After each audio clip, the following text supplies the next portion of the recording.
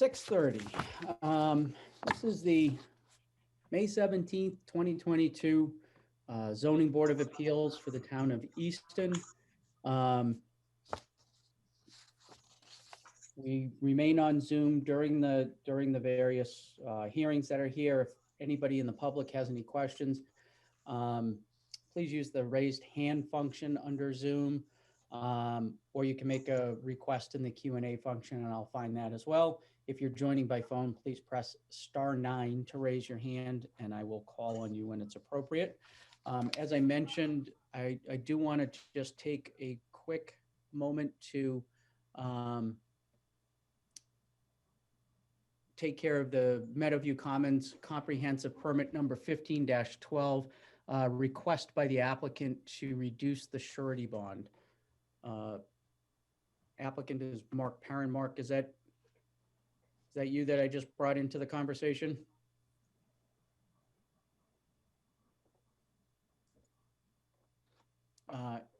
In any event, I'm assuming it is. But you hear me, Mike? Yes, now I can, Mark. Sorry, I had to unmute myself. Nope, that's okay.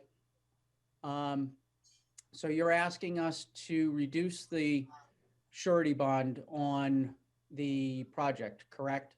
Correct. Correct. There was an inspection done by Patrick Brennan from Armory Engineering on May 4th. He thoroughly went through the site. Previously, there was still $44,191 being held. Based on his inspection, he's, and again, he walked the entire site. He's approving and authorizing through his firm the release of an additional $33,522, which would leave a balance of $10,669, which basically is for the as-built that was previously approved, final as-built, Yep. which is in the process of being done. And the special monuments are in, but he kept one on there because he wants to show, he wants that the coordinates put on the plan. Okay. On the as-built plan. So hence, so that he's authorized to release of $33,522, which would leave a balance in the surety bond of $10,669. Okay. Okay.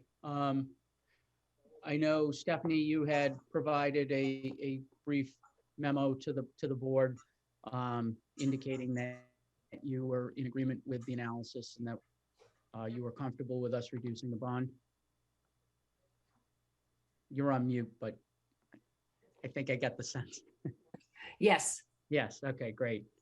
Does anybody on the board want to make a motion on approving or not approving the reduction in the surety bond? So move for the amount. Okay. Steve does. I'll second it. So move Okay. for the amount as recommended by Planner Danielson. Okay. Motion made by Mr. Merlin, seconded by Mr. Cook. All those in favor? John? Yes. Ryan? Yes. Steve? Yes. Tim? Yes. And I'll vote to approve as well. Thank you, Mark. Thank you very much, board. All right. First public hearing is special permit number 22-3. Applicant is seeking a special permit for a coffee shop with a drive-through window for property located at 507 Foundry Street. And who am I bringing in on this? Mr. Secretary, if you wouldn't mind reading the notice and any comments on it while I get everybody set up and ready to go. Okay, the Easton Board of Appeals will hold a public hearing on Tuesday, May 17th, 2022 at 6:30 p.m. to be held remotely in the following petition. Special permit 507 Foundry Street, LLC for property located at 507 Foundry Street, Easton, Mass. Assessors map 45U, lot 13A. For a special permit pursuant to Easton Code Book, Chapter 235, zoning, Section 235-56, special permit, Appendix A2, special zoning districts E, subsection 5. Applicant seeks permission for a coffee shop with a drive-through window. The virtual meeting link will be contained with the proposed agenda at least 40 hours in advance of meeting. This notice is available at masspublicnotices.org. Here are the following comments. Historical Commission and Affordable Housing both indicate not applicable. Fire Department says status is complete, no comments or concerns from the captain. Planning and Zoning, the following comment on April 25th, 2022, Planning and Zoning discussed the application and voted 5-0 to recommend the special permit application for the proposed Aroma Joe's Coffee Shop with a drive-through window. And that's all I have. Okay. Good evening, Attorney Burke. How are you? Great, thank you very much, Mr. Chairman. Members of the Zoning Board of Appeals, I have the pleasure to represent Bill Adams in this. Bill is probably the best one to give you a history, but I think you all know that this site has been vacant for an extremely long period of time. Bill invested in the property. There's a lot going on at Five Corners, and it would be an excellent upgrade, I think, in light of the fact that we have the recent sewerage that just came down, and we're making a focus for that area. Bill has got a drive-through. There were, I think, 3. He cut it down to 2. He's also got a recommendation or a request for an ATM. And I believe he's had some discussions with Stephanie, trying to reach an understanding as what might be the best proposal. So maybe Bill's best going forward from there. We also have a traffic analysis related to the drive-through and the ATM that I think we can share with you. Bill? Great. If I can interrupt you for just a second, Attorney Burke, why don't we open the hearing on the second special permit? It wasn't quite 6:35 when we started this one, and that way we can kind of tackle them both simultaneously. All right, excellent. Sure. Public hearing, 6:35 public hearing, special permit number 22-4, applicant is seeking special permit for a drive-through ATM for property also located at 507 Foundry Street. Mr. Secretary, if you wouldn't mind reading the notice and any comments. Sure. The Easton Board of Appeals will hold a public hearing on Tuesday, May 17th at 6:35 p.m. to be held remotely on the following petition. Special permit 507 Foundry Street LLC for property located at 507 Foundry Street, Easton, Mass. Assessors map 45U, lot 13A, for a special permit pursuant to Easton Code Book, Chapter 235, zoning, Section 235-56, special permit, Appendix A2, special zoning districts E, subsection 5. Applicant seeks permission for a drive-through freestanding ATM adjacent to the building. The virtual meeting link will be contained within the posted agenda at least 48 hours in advance of the meeting. This notice is also available at masspublicnotices.org. Here are the comments. Historical and Affordable Housing Trust, not applicable. Board of Health, recommend with no comment. Environmental Planner, recommended, no comment. Fire Department, status complete, no comments or concerns.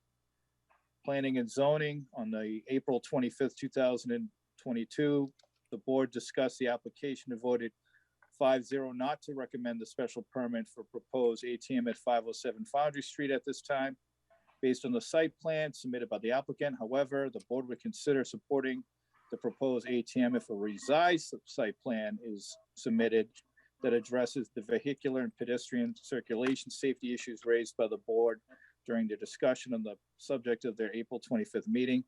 Any such revisions should be submitted under both the special permit filing with the Zoning Board of Appeals and under the site plan approval filing with the Planning and Zoning Board. And those are it. Great, thank you. No problem. We seem to have lost Mr. Cook, so the members on this hearing will be Mr. Merlin, Mr. McCall, Mr. Curran, Mr. Watson, and myself. On both of these matters. So I turn it back over to you, Attorney Burke, if you'd like to introduce your client or have Yep, him we have discuss Bill the Adams here, and Bill is going to give us a brief history of where he's been and where he's going with this project, and identify, I think, that it's going to be a great compatibility with the business area. Go ahead, Bill. Okay, hi, good evening. My name is William J. Adams. This property was, when the bank closed the property and put it for sale, it was for sale for 4 years. And then I came along and I had a tenant for it and I purchased it. That deal fell through. And over the years, I've been trying to bring different tenants in. I've had a couple that have been restaurants, but when it got to the septic system, they the septic system was the sewer wasn't in at the time, and the septic system was too costly to maintain in order to get them to move forward. I did finally I applied for a variance and a waiver from the Board of Health because we knew that the sewer was coming down the road. And I worked through that with drawing plans and perk tests and all of that.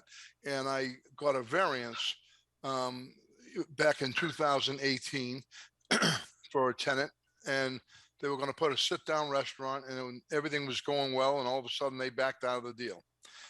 In 2019, towards the end of the year, I got another restaurant that has had several restaurants and a lot of experience. And we negotiated a deal, and I got them to sign a lease. And then in January, COVID came out. So this gentleman was nervous, which I don't blame him, and we put the property on hold. And I held it for a year for him with a signed lease. We kind of froze it. At that point, we weren't sure which direction this pandemic was going in. And I told him I can't really wait for him any longer. And I said to him, I will give him first right of refusal if I get another tenant. So I came across a tenant that's a national tenant. They have over 150 locations. In order to get them into that building, they typically go with a smaller building. And my building was 2,500 square feet, and they typically go with 1,600. So in order, I sold them on the Five Corners, the Village District, and told them how it could be a great location for them to get a lot of visibility. And in order to get them to accept that, I had to greatly reduce the rent. So my plan was to add an ATM to the location where it was a bank for 30 years. And I thought it would be a great add-on. And banks seem to be closing branches and putting ATMs in everywhere. So they were agreeable to that. And that's how we came to the price of the rent. And I figured it would be no problem because there was one there for 30 years. I thought it would be easier than it is, I guess. So that's where I am with it. I put the ATM originally almost within 3 feet of where it was for all those 30 years. I figured if it was no issue for that many years, or safety issues or anything like that, that it should pretty much go through. We basically have the same drive-up lanes as the bank. We have everything the same as the bank had. When I went to the planning board, they weren't really happy about the location of the ATM, and we were kind of shifting it around in different spots to see if there was someplace else that we could accommodate it. My experience with the bank, I have a couple of these already at other locations that I own, and my experience with the bank is that they don't want them behind the building. They want them so you can see them from the street. Steffi and I have been talking over the past week or so, and I came up with a new location, which is an alternative plan, which I can bring up on the screen if I can figure out how to do it. Okay. And I relocated it from this back section over to all the way around the other side of the building, closer to the front of the building. So now when you come in, you drive in, you have you know, a large amount of space, almost 30 feet to drive through. And then when you come up around the corner, that's when you decide if you're going for coffee or you're going for ATM services. So, you know, this is the alternative ATM location plan. And I have uploaded this back to the planning board for them to review. You know, I know I spoke to Stephanie about it. Stephanie said that she's there. She can attest to this, that she said she likes that location much better, but should still have to bring it before the board and discuss it with the board. So. Okay, thank you. Appreciate that.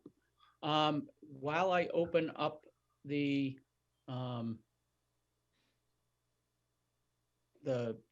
hearing to questions of the board, if there's anybody in the public that has any questions that they would like to ask, please use the raise hand function and I will call on you in the order that your hands are raised. Stephanie, do you want to add anything? Yes, I would. So and again, I can only speak for myself and my observations, and I'm not speaking for the board because they have not seen this plan. When it originally came to us, my concern had to do with the parking, which was not angled as it's shown now on the right-hand side. That was changed and presented to the planning board at their last meeting on May 9th. So that clearly was an improvement. I had suggested when I first reviewed it that the ATM be put on the other side as it's shown in this drawing. So to me, that is an improvement. I believe when we talked about that possibility at the planning board, that there were board members who also thought that would be more advantageous and reduce the potential conflict that we were concerned with, because you have originally the design showed the ATM at the right back corner of the building. And there was a lane, there were two lanes, one lane that served the ATM until you needed to cross over and get into the outer lane. And then one lane that served the drive-up windows until that lane needed to cross over.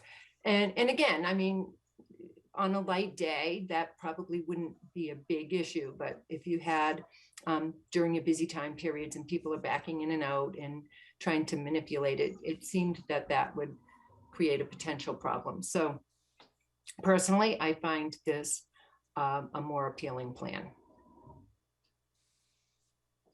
Any questions from any members of the board? I do. Go ahead, Stephen. What are the hours of operations of I assume the ATM's 24 hours. Is that right, Jim or Bill? Yes, the ATM is usually 24 hours. Okay, what about the Coffee shop is open coffee till, shop? they're open till I think they're open at 6 in the morning till 9 o'clock at night. Okay, that's 7 days a week. 7 days a week. Okay. Is the ATM private or is it associated with a bank? No, it'll be associated with a bank. Has that bank been chosen yet, or you have someone in mind, even if you don't want to tell us? I've been negotiating with a couple of different banks. I don't have anybody 100% yet. I've got other locations that I'm dealing with. Taunton Federal, on a Taunton O'Reilly's that I built last year, and there's a ATM there, and I got one that's going to be going in West Bridgewater. So they seem to be getting rid of the branches and going more and more to the ATMs. The convenience of an ATM is not only good for the tenant of the coffee shop, it's good for the tenants in the plaza next door. It's good for their customers, the nail salon, if people want to come up and take cash out. But just an example is we were out, my wife and I were out Sunday a week ago, and I wanted to get some money to do something, and there's no bank that I could go to on a Sunday afternoon, and I went right to the ATM and pulled money out. So I think it's you know, it's good for it brings people to the plaza, and it's just good for the community. Is the project viable for you if the ATM isn't there? It's not, in order to get that national tenant, to sign up, I had to really, cut my leash down. Um, it's the combination of the ATM and the coffee shop that'll make a profit. If I don't have the ATM, then the profit there's still a little bit of profit there, but minimal. I've taken this building that was a pretty old building, and I've basically ripped it completely apart. I'm using the existing foundation and the existing framing, and I've completely rebuilt the building. I'm putting about $250,000 into the building, in renovations. So it's going to look like a brand new building, and it'll be a modern building. Yeah, that was the last question I was going to ask you. When I drove by, I noticed all the work you're doing in anticipation. I assume that you'll get favorable results. Is that right? That's correct. Okay, I'm fine, Michael. Thank you. You're welcome. John, any questions? No, sir. Tim? Just looking at the plan, the hash marks, is that going to be by paint, or you're digging up part of the parking lot? Just curious on what's going to be there. Which area? I'm sorry. Well, when you go through, there's a little path you created, and I see these areas where you see the hatched areas. Well, they're hashed. They're striped out so you can't park there. Like this. It's going to be paint, right? It's not going to be like curbing or anything. No, right? no. One of the issues that we have is the neighbor next door is a friend of mine, and he's had a restaurant there, McGuire's, for as long as I can remember. But his trucks, when they come to make their deliveries, they pull in through his parking lot, come into my parking lot, pull over here, and back up behind his building. So I have to keep that area open to accommodate him. Okay. You know, if I put, and the same thing with over here in these parking spaces, at some point someone had mentioned putting curb stops, but that would create a plowing issue, and you know, cars coming from either direction, it would cause an issue. The only place I have curb stops is right behind the building, and there's going to be a fence here because the AC units are on the back of the building. There's going to be a little pad there, and there'll be a fence along this side, that'll, you know, block that back of the building from the people driving by. Okay, that's all I got. Thanks. Sure. Ed, any questions? Nope, nothing from me. All right. The aforementioned owner of McGuire's, Mr. Levine, you had a hand raised. Yes, thanks for recognizing me. I appreciate it. I just wanted to speak out in favor of this project. I've been at that location, that plaza, pretty much every day for the past 30 years. And we've had an empty building, and Mr. Adams has been a good neighbor during that time, and we have a good relationship. And I've looked at his plan. I think his plan, based on me being there every day and every night for the past 30 years, is probably, if God could come down and say, Neil, this is going to be the best neighbor you could possibly have as a tenant next door.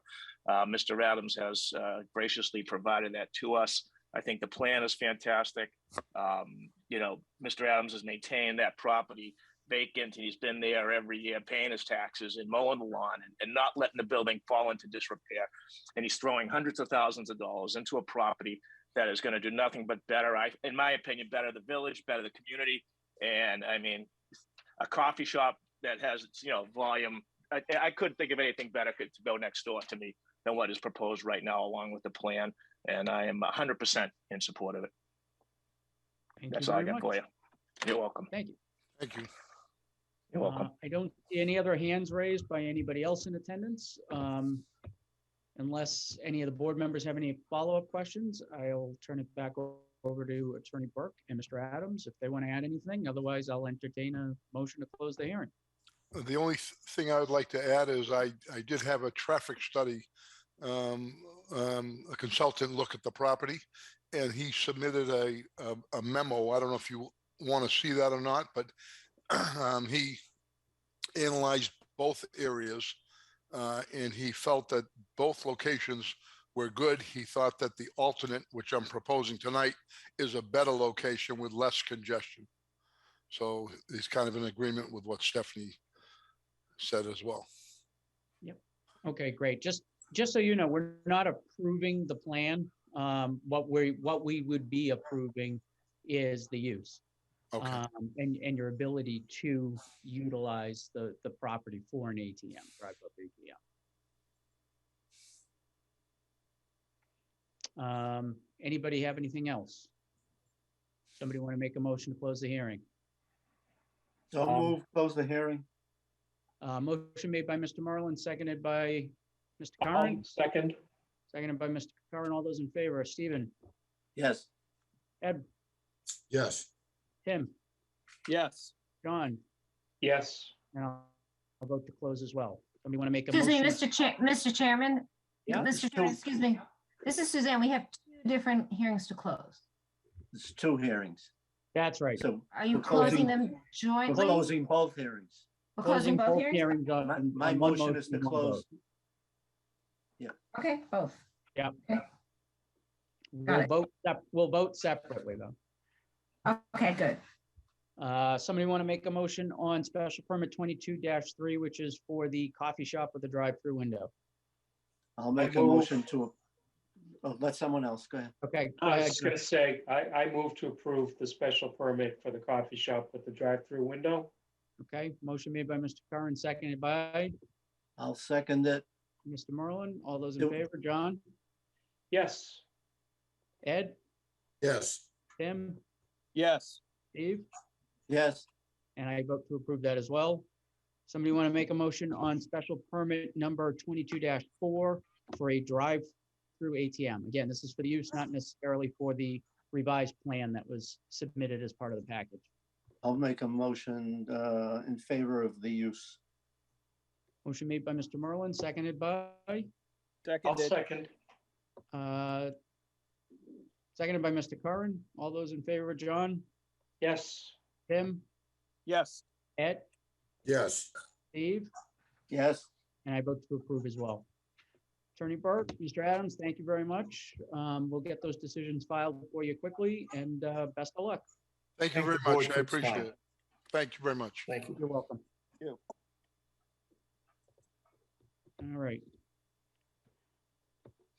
640, continued public hearing, comprehensive permit -21, number 21-10 for Blackledge LLC for property located at 87 and 91 Union Street.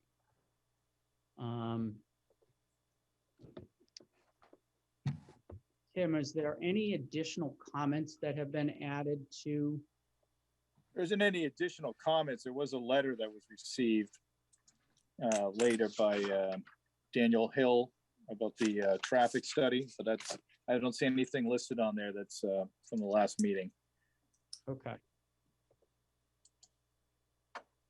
So I will, why don't we get started?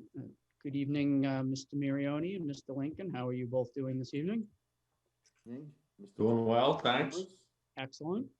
And Stephanie as well. And Suzanne, I don't want to forget Suzanne. Thank you.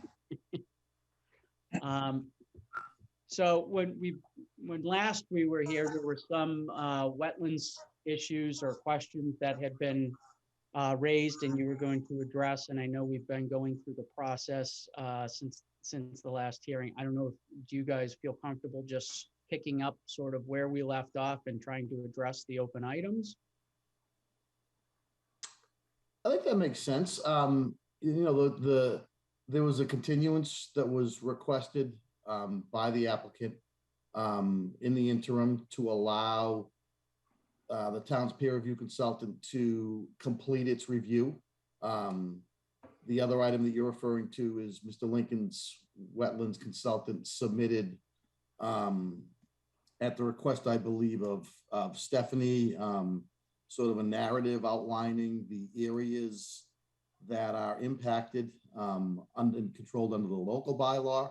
I believe Stephanie indicated that the commission's agent, she called the environmental planner, reviewed and had no objection. So maybe with that sort of as a summary, we can turn it over to Rick and let him make a bit of a presentation here. Okay, I'll add a little bit of color to that. I think the last comments I saw back and forth between Easton, Brockton, and then our folks was just getting a little more detailed on some plantings. I think the landscape architect had some plantings that weren't indigenous. So it was down to that level of detail. And then we added some plantings both on the Brockton side in 2 small areas, and then on the Easton side in 2 small areas. And I believe that completed that satisfied all of the comments. Stephanie might be able to add a little more to that, but that's to my knowledge. So I think we're done, and we're waiting on potentially closing out both compounds, Easton and Brockton, at their next meetings, potentially.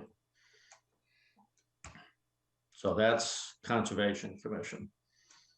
Do you want, Stephanie, do you have anything to add? Otherwise, I'll probably just go through your summary, which I think. Yeah, I don't have anything to add on the conservation side primarily because I have a conflict because I'm the chair of the Brockton Conservation Commission. I've recused myself from that commission and limited my internal conversations where there's overlap with Jen. So. Okay. So again, I think we're essentially complete there. Probably, if you don't mind, I went through Stephanie's. Sorry. Go ahead, Steve. Yeah, so can I get a clarification here? All the materials I have saying there are requests from waivers for the Easton Conservation Commission. So what are Easton and Brockton Conservation Commissions reviewing, I guess? I don't have any documents from either of them saying what's on their agendas concerning this project. So I'm not quite grasping the concept. The project is being reviewed by the Conservation Commissions under the State Wetland Protection Act. Okay. We have asked for a waiver from this board from the application of the local Easton Wetlands bylaw, so that we're proceeding only, or we would proceed only under the State Wetlands Protection Act, which is under the jurisdiction pursuant to 40B of the Conservation Commissions. So you have jurisdiction under the local wetlands bylaw. Right. Under 40B, you take that over from the local commission. So we're essentially asking you to approve the project, and in doing so, grant a waiver to the application of the local bylaw and allow the 2 commissions to approve it under the act. Does that make sense? That's my understanding. There can be no waivers of the state regulations. It's just an interpretation. We're not seeking any waivers from the state regulations. You are correct. Yep. Bingo. Okay. As a matter of fact, we certainly can't do that, and I don't think the Conservation Commissions can. They may interpret them. Is that right, Walter? Yeah, I'll defer to Attorney Kennefick, but I don't believe you have any jurisdiction in that area. I think you're 100% correct. Okay. Actually, one of the questions maybe Walter or Stephanie could answer. Have we received comments from Concom on the local waiver request? I believe that the planner has reviewed the project in its entirety, has submitted a review, and has not objected to the project or the granting of the waiver. She had a few early comments. They've been addressed. And okay. I think that statement will be true of everything that we discussed tonight. We believe that we're in a place now where all of the town boards, commissions, department heads, peer review consultants have put their comments forth, all of their comments have been addressed. And I think when we're through with this conversation this evening, we hope that's the position that we're going to be in. with respect to Okay. everything across the board. Okay. Thank you. Go ahead, Rick. I'm sorry. I'm glad you answered that. So Stephanie was kind enough to do a nice, concise letter, and if you don't mind, I'd like to use that as a guide. The first one is stormwater management, which I would, if you don't mind, I'd defer to Damien on that. And Stephanie comments that I believe we might still be waiting on some peer review comments from Beta. Is that correct, Damien? Yeah, we recently they made comments that we received on April 21st. We responded to those on April 29th. All of their comments were minor. I can go through them. We made all of the adjustments according to their comments. And we responded in a letter that we sent back to the town. So there's nothing major there. We just got back their final review in Brockton. Similar comments on both sides. They had no further comment there. So the stormwater should be up to snuff. Again, waiting for Beta to make their final comments, or if they have any. They shouldn't. They've given us everything. It's just a matter of getting that final review letter back from them. Okay. Do you want to tackle snow storage? Because Stephanie had a couple of comments there. Yeah.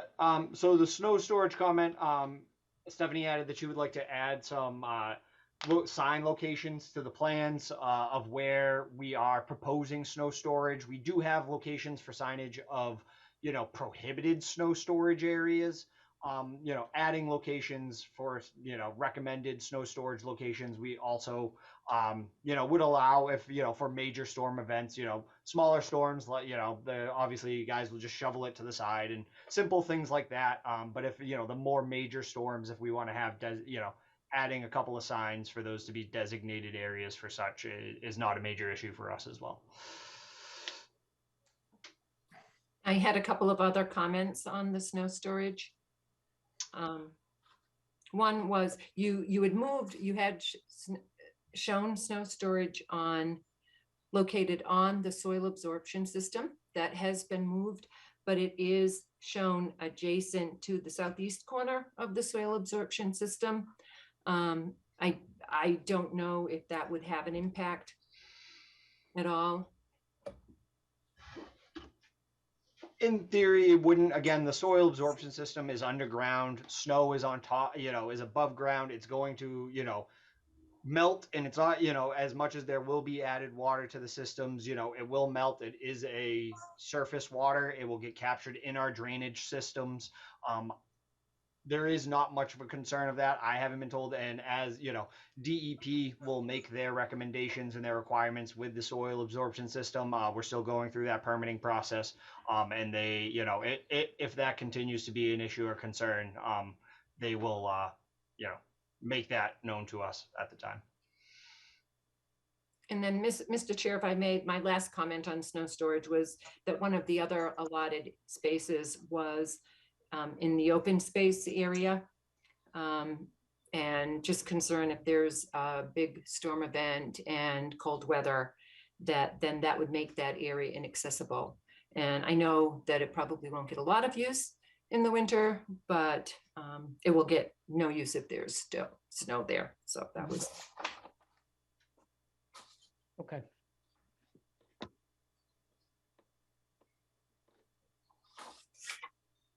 I'll move on. Yeah, go right ahead. Retaining walls, I think are fine. Parking. Do you want to comment, Stephanie? I've got a comment here. I had no additional comments on that. I'm on open space. Yeah, on the open space, just generally, that it shows. It is. So there's additional detail that's been provided, and it shows that there will be seating areas with tables on either side of the rectangle, so on opposite sides. And then it shows 2 seating areas around fire pits in the middle of the space. We don't see any play structures where children who are either living or visiting in the complex could use that area. And, you know, certainly the location of fire pits would discourage any kind of free play. So again, I think the seating areas on either side, it looks like they're set on stone, work well, but again, there's no area for free play. I think my fine here, now that I reread your comments, you know, you highlighted maybe another area on site that we could potentially do something. Yes. I would be perfectly open to that. So I can chat with the landscape architects and maybe have them see what they can do there. Or find a spot somewhere. Yep. Okay. I can do that.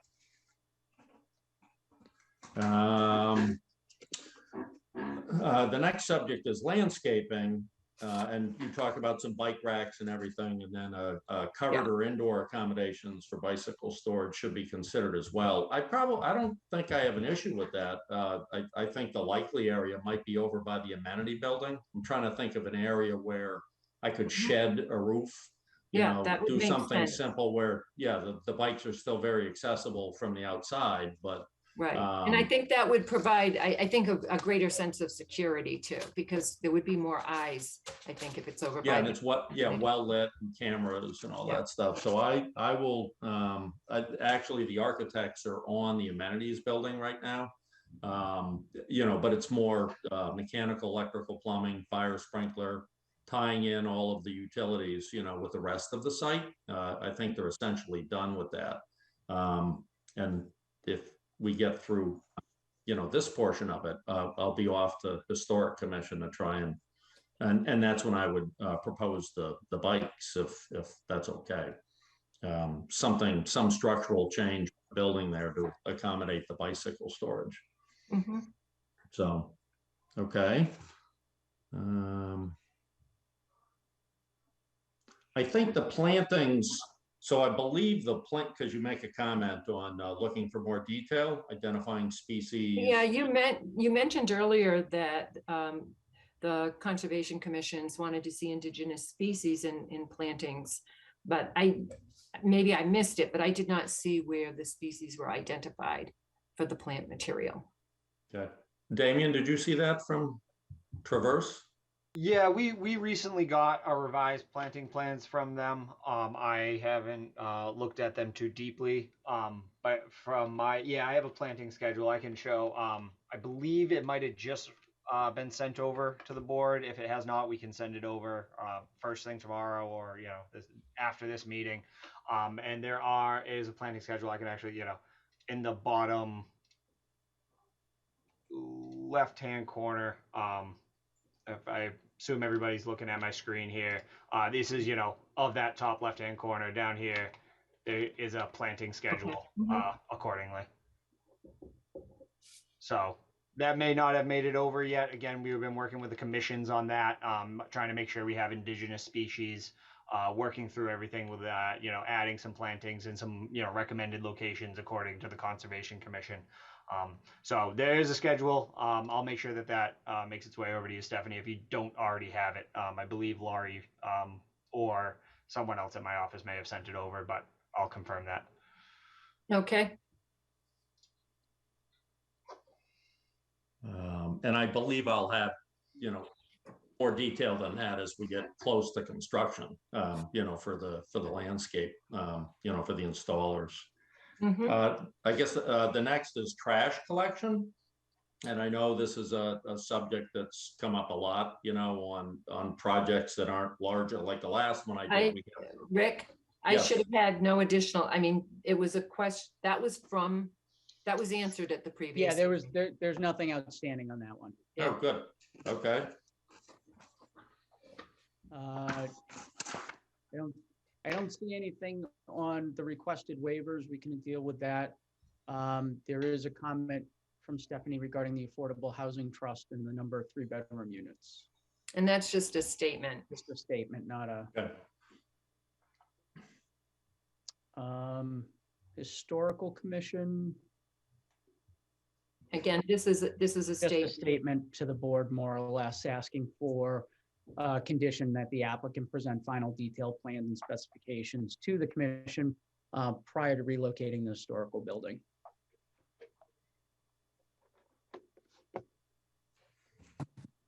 That's really it. I think the last thing in the memo was just relative to traffic. I don't know, Stephanie, that you had any comments, but I know Attorney Pyle from Dan Hill's office has come with David Black and asked if he could speak briefly about his the letter we received this afternoon. He's got a conflict at 7:30. I said I'd get him in before then. So if nobody has any objection, I was going to allow him to again, just go through his letter that was submitted this afternoon.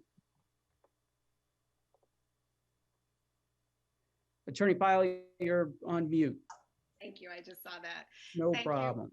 My name is Elizabeth Pyle. I'm an attorney at Hill Law, and I'd like to introduce our traffic engineer, David Black, who has a conflict at about 7:30.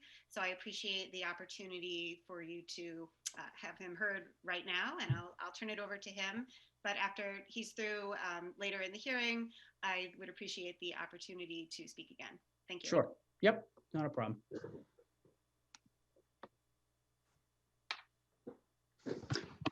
Good evening. Can everyone hear me?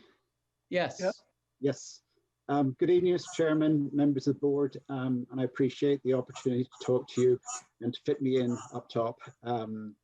I will be fairly brief, and I realize that the comments which I documented this afternoon, you probably have not had time to review them in any detail. So I'll just give you a very quick overview of what is in my memo. There have been several exchanges of comments and response to comments. I last addressed you, I think, on December 14th, and followed up with a memo of outstanding issues on traffic and transportation. Both McMahon and Connecticut have provided responses to those comments, and I wanted to explain to you what my remaining concerns are, and they really are to do with two things. One is the sight lines and a safety issue at the driveway, and the other is the parking program for the project. So very quickly, I had noted that there was no plan showing the sight lines available on the on the west side of the driveway. And McMahon suggested that because there's plenty of visibility, it's not necessary, there's no need for the plan. I really suggest that it would be important to see that on plan, because without a plan of the sight lines, we can't say definitively that the sight lines are available within property under the control of the proponent, either on the proponent's site or within the public realm. So that is a point that I think is that the information is missing. I'm not saying that I'm not challenging whether those sight lines in practice, if you go out there, can be seen. I'm simply making the point that are they under everyone's control? The next comment was about the intersection site distance, and the original plan provided by McMahon was on an old version of the site plan.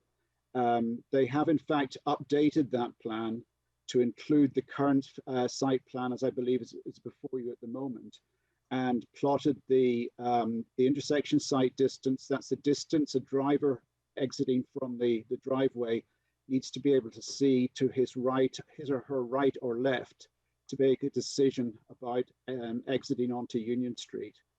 I think my comment here is that it's very clear that there is the 440 feet needed for this, but that is just a single point on the sight line. I don't know if you can see the plan that was attached to my memo, and I don't know if am I able to share my screen? You may.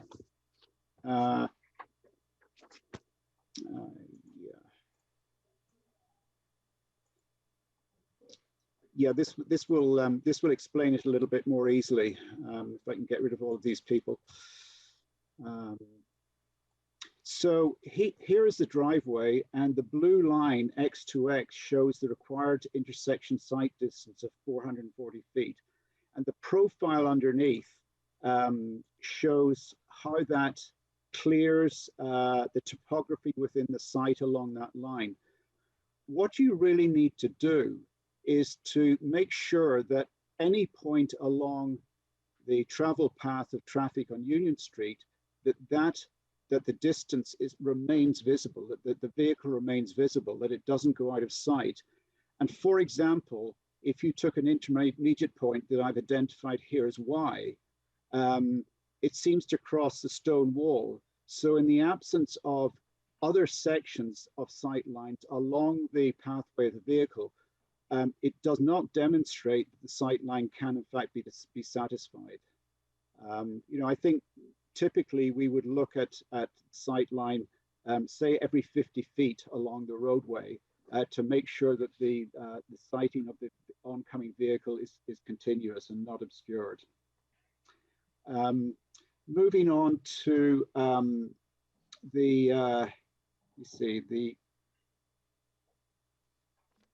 this is really not a traffic point. One of the things that I'd mentioned in my comments was that we don't know what mature trees, etc., need to be removed to accommodate this hatched area and keep it clear.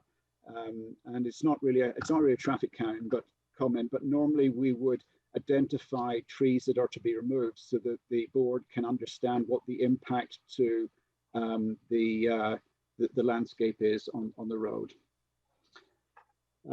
Then my next comment had been on the stopping site distance. And again, I'm referring to this plan that's attached to my memo. One point that concerns me a little, or did concern me a little, was that the measurement of the red stopping site distance, which needs to be at least 305 feet, so that a driver on Union Street can see in front of them and see if there's any obstruction on the roadway at the driveway, whether it's a car turning in or a car turning out that has made a bad decision. The chainage, or the points of measurement along the path of the vehicle seem to start at point 0 here, which is about 32 feet beyond the driveway. And I simply wanted to clarify what I've been talking about previously with it should be measured from probably the center of the driveway center line. Having said that, I think it's clear that the 305 distance point to point is available, but without drawing this on the plan, which hasn't been done yet by the applicant, this line of sight crosses through the oncoming traffic. And to me, this is a serious issue. McMahon have said, well, with platooning of vehicles, they don't think that it would last very long. But this is a 200 feet distance. So a car traveling eastbound on this travel lane will take something like 4 seconds would be in the path of vision for about 4 seconds, which I know doesn't really sound very much, but if you look at the 350 odd vehicles that would be, that would be traveling during the peak hour, that's a total of 20 minutes out of the hour that the visibility is obstructed. Now, that's not a continuous obstruction, and McMahon has stated that that platooning would be not be a significant amount of time. But actually what happens with platooning is that you get a longer interval of obstruction, because 2 or 3, platooning incidentally is that's tech talk for cars following each other, as opposed to individual cars driving along the road with the proper spacing between each other. But if three or four cars are driving a platoon here, the vision is the sightline is going to be obscured for a much longer time. I don't have information on the platooning profile for the traffic, so I can't be very precise about what the total length of obscuring would be, and how many times it would occur over the course of the hour.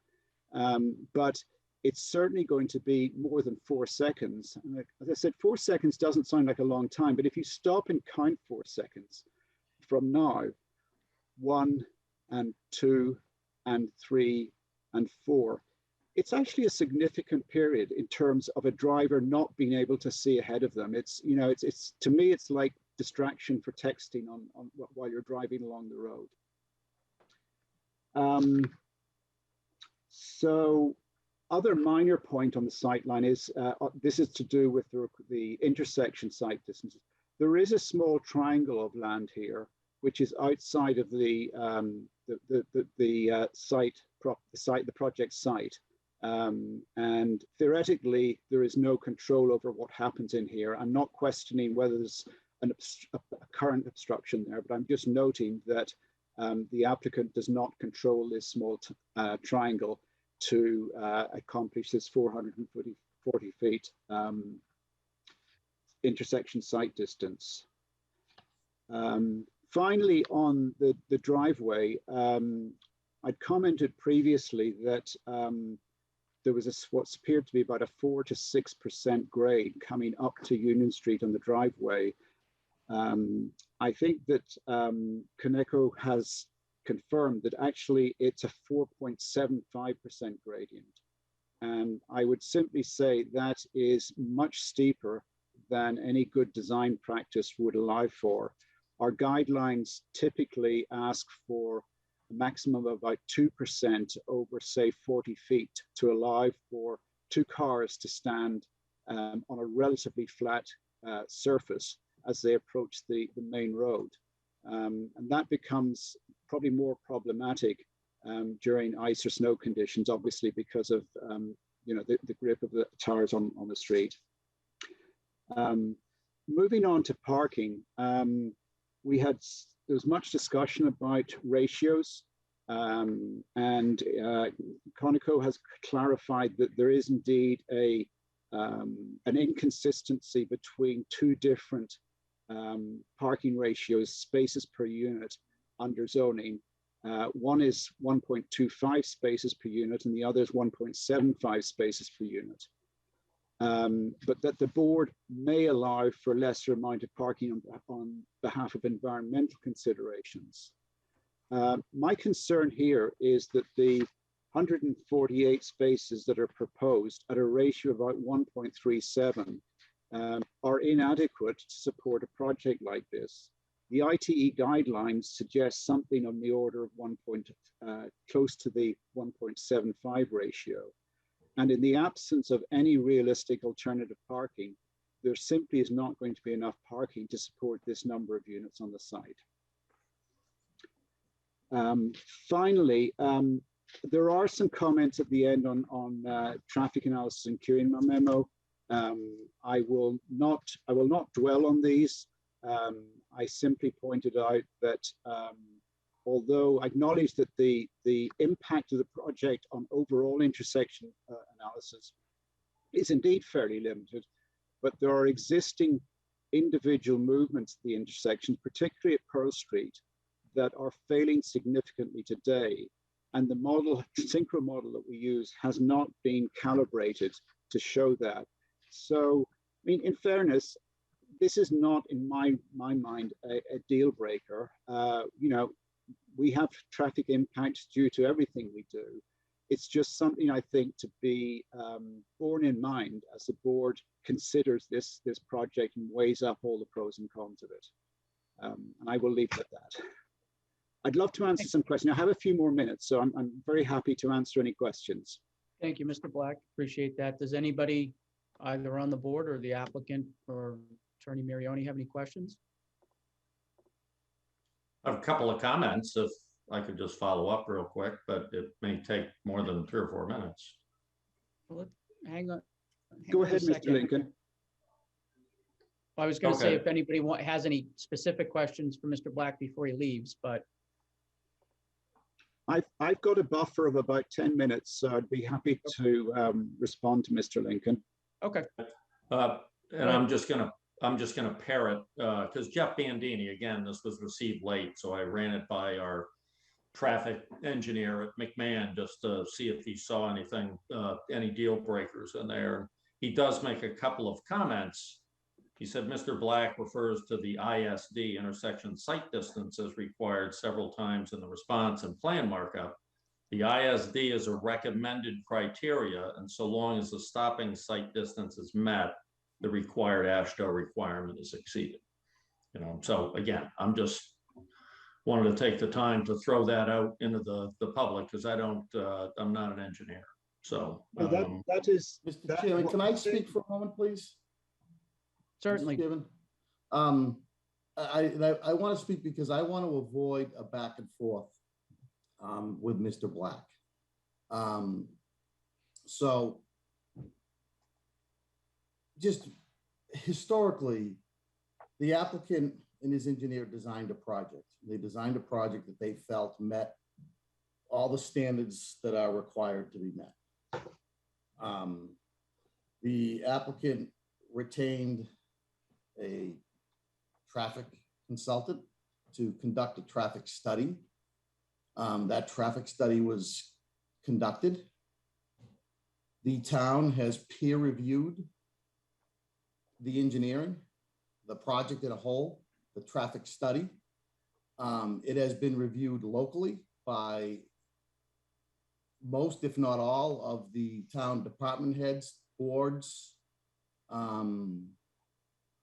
the planning department.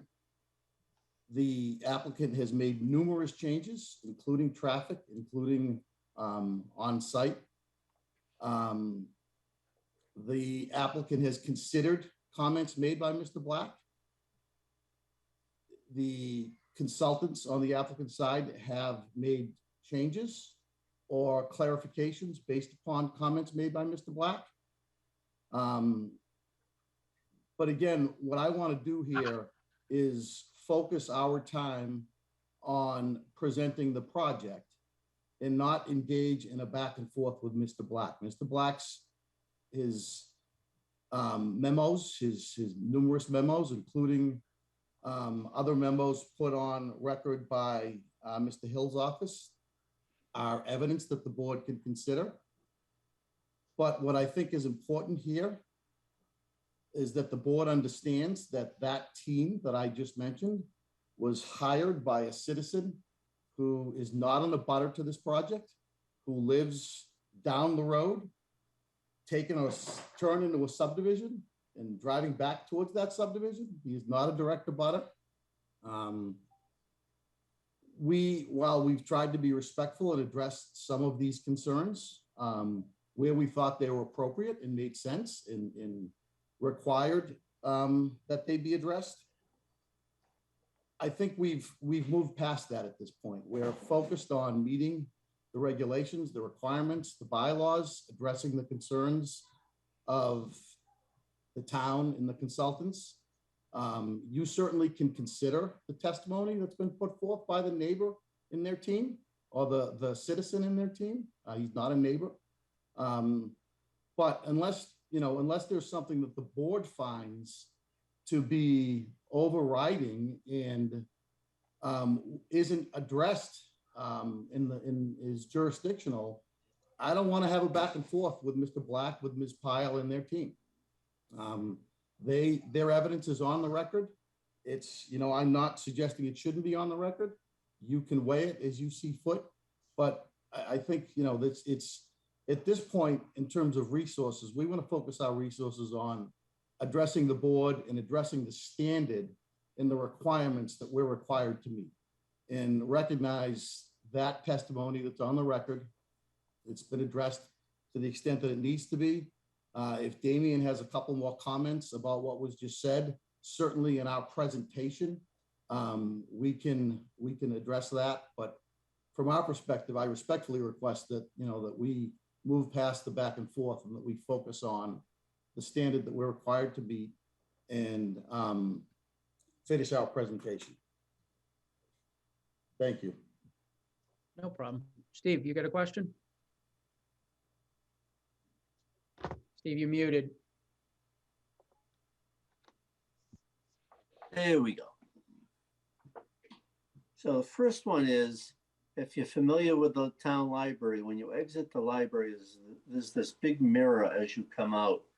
Gives you sight going to the left back towards Canton Street. Is such a mirror possible here? Is such a mirror beneficial? If we know. Second question is, I keep hearing different numbers on parking spaces. I'm not sure what the town bylaws actually say. I see here 1.75, 1.25. I think I saw 1.48. So if I could get a clarification on either or both of those points, would help me out a lot. Can I address that, Mr. Spillane? Yeah, I was going to say, go ahead. So, and I apologize because I meant to address the parking question. The town of Easton several years ago amended its zoning bylaw through a recodification and an amendment. Mark Bobrowski and a committee amended the bylaw.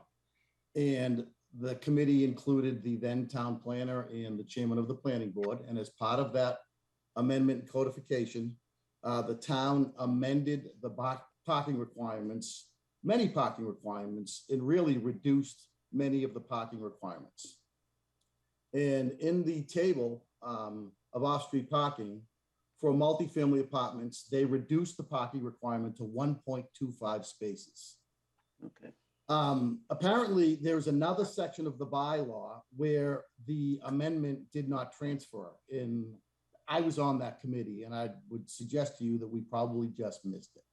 But nonetheless, there's an inconsistency in there. So in order to clean that inconsistency up, we amended the waiver and requested that to the extent that the larger number is required, we're asking for a waiver to the bylaw. We exceed the 1.25. Now, specifically with respect to that, I will tell you that, again, Mr. Lincoln has testified based upon his experience in these type of developments that the number of spaces that are included in this project are more than sufficient based upon his experience as a developer of these types of projects. The engineers, Conoco, and the traffic consultant that have been paid for by Mr. Lincoln have not raised any objection to that number of spots and believe that that number of spots is adequate. The town's peer review consultants have not objected to that. Ms. Danielson, who's here, and I don't want to speak for her, but I can tell you what she has said. She has said that the 1.25 is adequate in her opinion. And again, we exceed that number.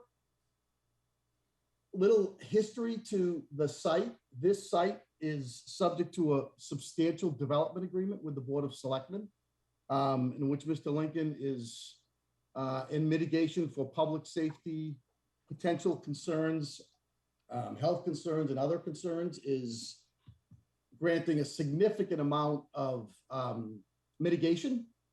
And when that process was undergoing, and when the site eligibility letter was applied to for mass housing, the town did, or the town administrator did what the town administrator always does in a project of this type. And he gathered what they call the development review team, which is all of the department heads and boards and committees to review the project, to comment to both the Board of Selectmen and mass housing. And with respect to parking, that development review team, which again is representative of the significant players in town, said as follows: the concept plan shows 187 parking spaces, which equates to 1.7 spaces per unit. The Easton zoning bylaw requires 1.25 spaces per dwelling unit. Again, indicative of what these folks thought the bylaw was intended to mean. Now, here's a key sentence: less parking allows for more green space and reduces the amount of impervious on the site. Therefore, it is recommended that the developer consider reducing the amount of parking. That statement was also carried into the site eligibility letter, in which Mass Housing asked the developer to consider, based upon the town's concerns, reducing the parking. So as far as we're concerned, we meet the bylaw, but given the technical error in the bylaw, we've asked for a waiver. And we believe that the project, based upon Mr. Lincoln's experience, based upon Conoco's experience, based upon traffic consultants' experience, and based upon peer review from the town, where there's been no objection from anybody in town hall that reviews these projects, has sufficient parking. Again, you have Mr. Black's testimony. You should consider it. You should weigh it as you see fit. But remember, the standards are the standards, and we believe we're there. As to the mirror, which is, those kind of things are always a good idea. If the board wants to condition that something along those lines be explored, I believe that is under the jurisdiction, because it's in the right of way of the selectmen. I'll let Mr. Kennebec comment on that, but we certainly would be happy to visit with the selectmen as a condition and see if that's something. They have a process where they have a team that reviews these kind of things, traffic issues in the right of way, and we'll pursue it with them. And if it turns out that it's something that they want and think is a good idea, I'm sure Mr. Lincoln would be happy to do it. I use that mirror all the time. I think it works great. That's Agreed. why I thought of it the other day as I was pulling out. Yeah, I use it every Monday when I drop my daughter off from tutoring and pick her up. That's how I get out. Okay. Michael. I just wanted to add, and it's a small point, I think, at this point, but I know the 1.85 versus 1.25 issue has been, parking space issue has been raised before. I think under Jaworski, the law would be pretty clear. The newer bylaw would control. But in this case, they're seeking a waiver to avoid the argument altogether. I just wanted to kind of chime in and say, you know, as far as the requirement, I think the court would find that the 1.25 would control here. Okay, thank you. Mr. Black, do you have another comment? I think, no, and I appreciate, I'd no desire to get into back and forth in this at all. I mean, you know, I've said what I believe about the safety and parking issues. I just wanted to respond to the question about the mirror. Mirrors can be very helpful for traffic emerging from a driveway, but the flaw here is in the stopping sight distance. So there's nothing, you can't put a mirror on a roadway to have drivers see what's coming out of a driveway. It will work. It works for somebody leaving the driveway, but does not work for what is a critical failure here, which in my view is the stopping sight distance. And with respect, I'm going to have to leave, I'm afraid. I appreciate the feedback and I appreciate the opportunity to present, and I'll leave you with Ms. Pyle. Thank you. Thank you, Mr. Black. Appreciate it. And appreciate the information you've provided, and we'll take it under consideration for sure. I know Attorney Pyle had asked to be afforded an opportunity to speak. So without further ado, you're free to address the board. Thank you. Again, Elizabeth Pyle for Hill Law. And tonight with me, I also have Scott Horsley, who is a hydrologist, and he has reviewed the hydrology impacts for the site. And I was hoping that you could elevate him as well. So I have done so. Thank you very much. And when he's done, again, if you could refer it back to me, I have a third expert here tonight, and that's Patrick Gardner, who would like to speak on wetlands impacts. Thank you. Thank you, Mr. Horsley. Yes, thank you, Mr. Chairman. If with your permission, I would like to share my screen. I just have 5 or 6 slides. I'll outline my comments. I'll only take about 5 minutes. Okay, great.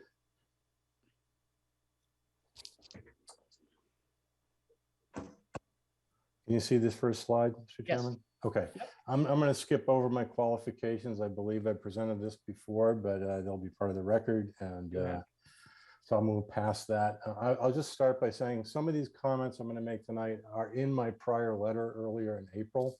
However, after reviewing the revised plans and the revised stormwater, I have a few adjustments to those comments. So I'll try to clarify that.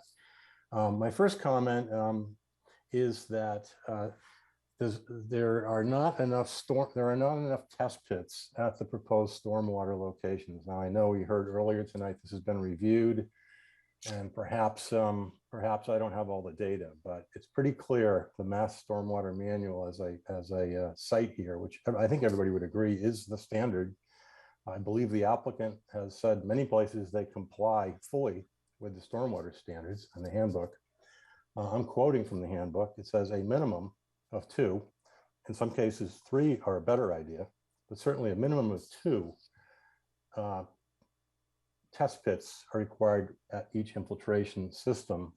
I've highlighted in blue on the site plan approximate areas of the infiltration systems. You can see that in 2 of them there is a test pit, one.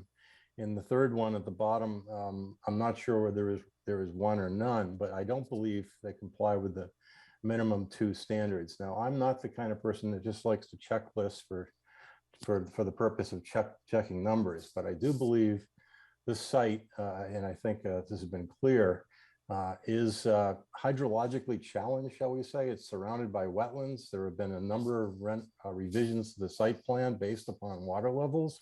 So I think we would all agree this is an important issue. And I think because of that, and as I'm going to make a couple more comments, particularly in infiltration system number 3, which is up here at the top of the diagram, I believe there's more work that would really help clarify the issue. And as I mentioned in the past, one of the concerns here is something called groundwater mounding, where the water level rises once you infiltrate either stormwater or wastewater into the ground. Now, you may recall there has been a groundwater model done of the site that did evaluate groundwater mounding from the wastewater system, but it did not consider groundwater mounding from the stormwater systems.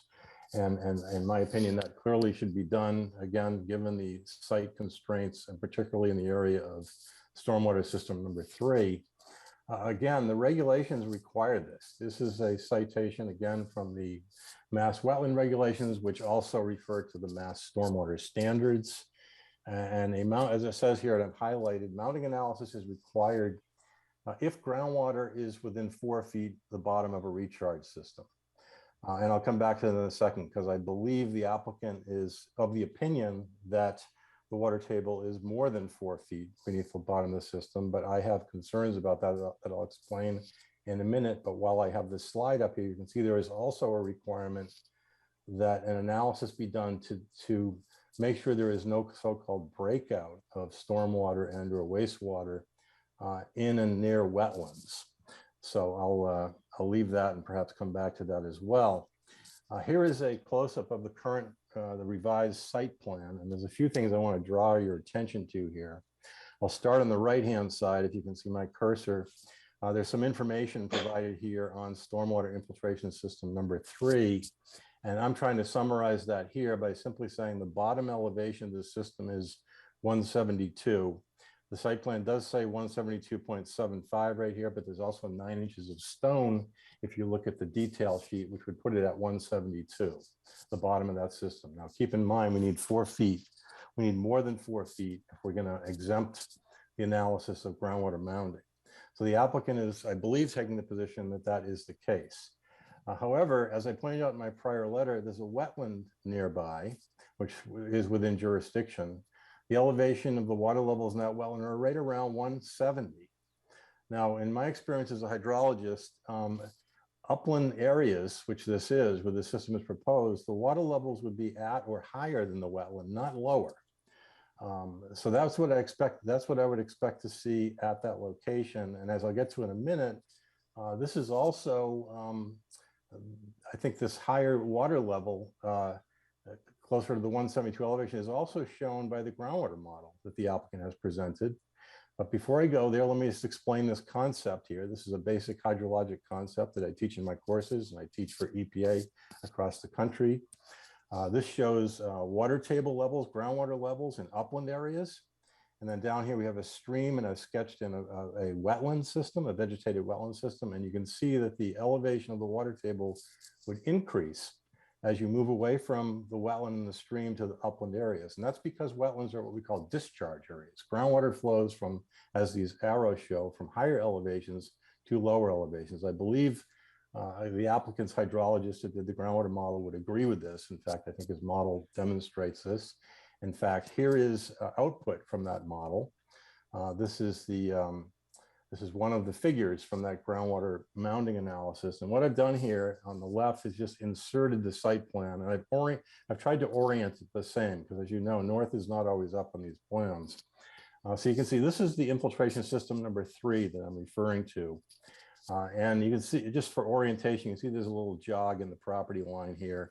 So I've drawn an arrow onto the groundwater modeling output, which did not include, as I said before, the stormwater infiltration. That's apparent here because they don't even have the stormwater infiltration system on the plan. So I've added this arrow to show the approximate location.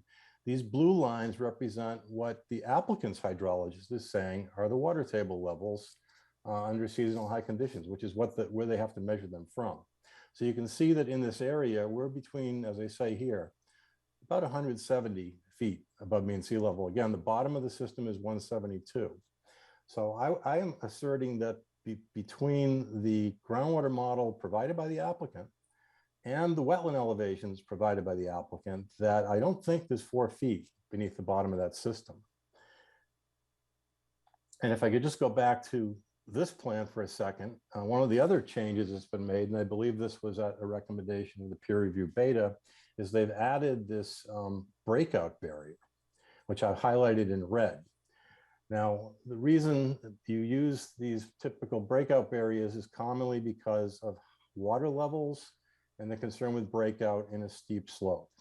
So I would suggest this might be maybe even a third indication that this site is, let's just say, would warrant a little bit closer look on the water levels, especially where we only have 1 test pit, 2 are required, minimum of 2 are required. And it really is a critical issue. They're relying on 1 test pit, which does not line up with the wetland levels. It does not line up with the groundwater model provided the applicant. So I believe before we go too much further, and this is obviously a critical part of the project. Without this system, we're talking about, again, some major site design. So I think that this should be proven and again, meet the minimum standards as they say they're going to do, which would include the 2 test pits. And then my last slide, I'll go on to here, is a comment that I made earlier and I don't believe has been responded to, and perhaps it's not understood. So I'll just take a minute and make sure it's clear. Again, the base map here is the results of the groundwater model done by GeoHydrocycle provided by the applicant. And what this shows is the water table contours after the wastewater discharge is added. This is the area of the wastewater discharge at the top part of the site. And I've identified these numbers that I have in my letter again. The design flow for the wastewater system is just shy of 20,000 gallons per day. It's 19,580 gallons per day. Based upon the groundwater model provided to the applicant, I've highlighted here the area where the wastewater will flow through the groundwater because it flows perpendicular down gradient across these water table contours and will discharge to Dorchester Brook. I believe the applicant's consultant actually did some work in Dorchester Brook because they perhaps recognize that this is the discharge point. And again, I'd be happy to refer to Steve Smith and ask him if he would agree with that. I think he will. That's the discharge point. That's where things are headed. The base flow, so-called 7Q10 flow in the stream, Dorchester Brook, there is about 16,500 gallons per day. It's less than the wastewater discharge. So I think this is a pretty good indication that this system is highly likely to have water quality impacts on the stream. It's going to be 1 part stream, 1 part wastewater discharge. As I mentioned in my letter, there are a number of pollutants of concern here that I believe should be evaluated. nutrients, nitrogen and phosphorus. And you've certainly heard about the PFAS issues we have across the state relative to wastewater treatment systems. So I think this, again, I haven't seen even a preliminary water quality impact analysis. Perhaps some people think water quality is not important and not relevant. I happen to think it's highly relevant. And I think the stream is something that needs to be evaluated. The groundwater model does provide information relative to that. And I think this is an issue that also needs to be addressed. So I will stop there, Mr. Chairman, stop sharing my screen and see if you have any questions. Thank you. Thank you, Mr. Horsley. I do not have any questions. I don't know if any members of the board have any questions.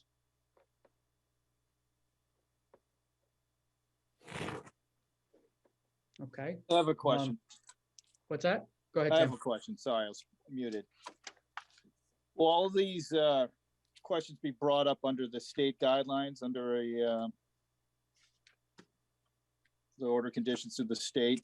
Will they have to meet those before they can proceed, in your opinion? Not under the wetlands protection regulations. The wastewater system is beyond the 100-foot jurisdiction. They do have to get a groundwater discharge permit from the state. However, that process and the scope that we reviewed is looking at only the hydrologic impacts beneath the system. That scope of service does not include water quality impacts. Okay, thanks. Thanks. Thanks, Tim.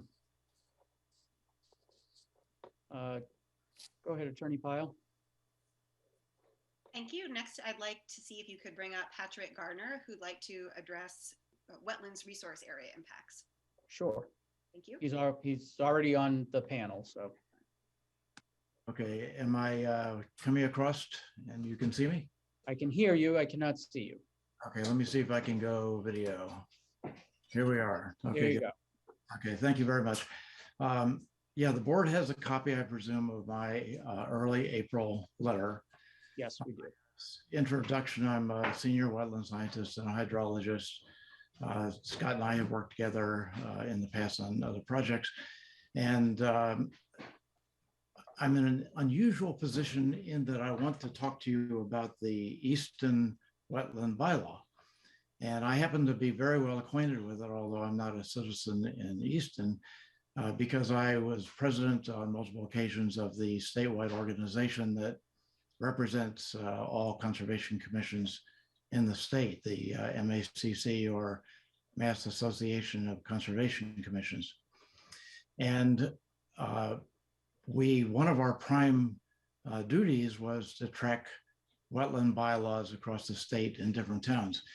And you may be pleased to know that Easton fell in the top 1 or 2 bylaws of all towns in the state, and is used by cities and towns throughout the state as a model of what a sort of a perfect bylaw would be. So I've been very surprised as this process has played out, and I've observed it and reviewed project plans, that the proponent seems to be marching along on the assumption that the zoning board is simply going to waive the wetland bylaw in its entirety. So various buffer zones that are required under the bylaw are not shown on the plan. There's been no analysis whatsoever of what the impacts to the protected wetlands would be if the zoning board waived the bylaws. And I just find that rather unique in that you guys are representing a town that is considered to be a paradigm of how to protect wetlands in the state. And there's been almost no discussion about what would occur to these protected wetland resources if the bylaw was waived in its entirety. And the site is unique, as Scott mentioned a moment ago. You have a perennial river on one side, you have an intermittent stream on the other side.